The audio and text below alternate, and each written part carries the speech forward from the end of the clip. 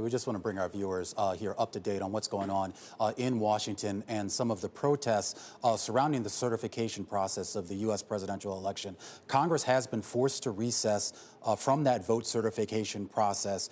Based on what Bloomberg is reporting right now, some protesters have attempted to enter the Capitol, and that has forced an evacuation of several members of Congress, including Vice President Mike Pence, who, of course, was there to help preside over the proceedings. I believe we have one of our congressional reporters down in Washington, Laura Davison, joining us right now. Laura, what do we know?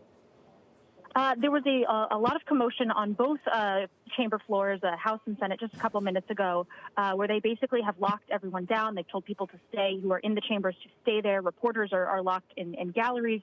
Members are locked in their offices if they're not in the chamber.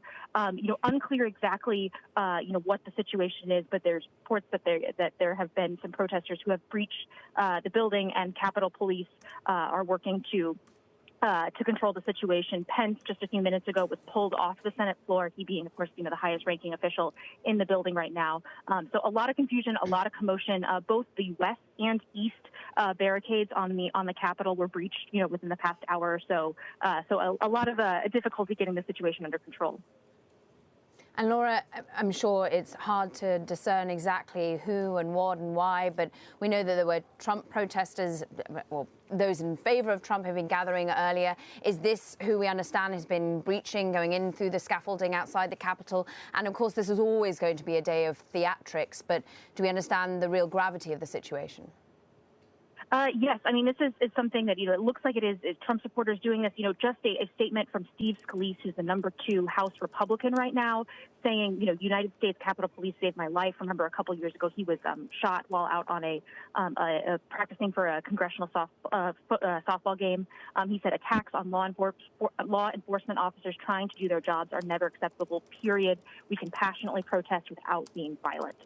So again, we're hearing from Republicans, hearing from Democrats, calls for protesters to remain calm, express their opinion, but to not cause more commotion. Laura, we're looking at pictures which make us hysterical, and you're looking at a live feed now. I'm curious, where are you? What is the tone on the ground? What has been the tone on the ground all day today? I am not in the building, but reports from my colleagues who are, they were all recently locked down. They're still trying to figure out what exactly is happening. We had one reporter who was in the rotunda just moments ago, and they pulled him into an office.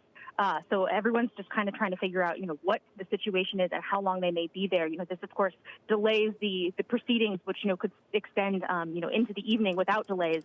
So this really, creates a whole new wrinkle on the day and just sort of the tone and tenor of what could happen next.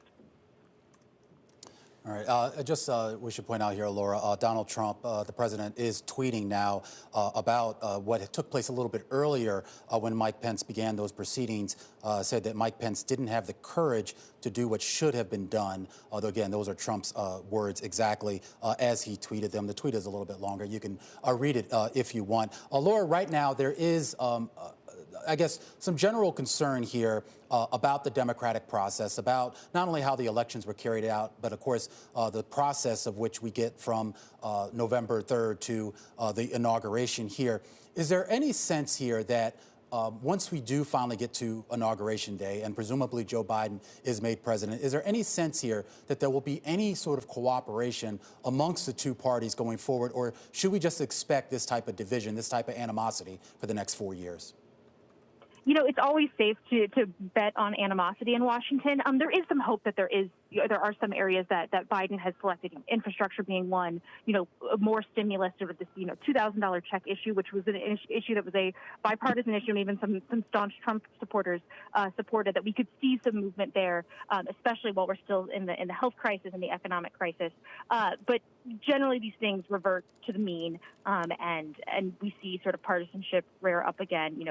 Times of crisis, people stick together a little bit more, but then retreat back to their camps. I am hearing now that the House is back in session.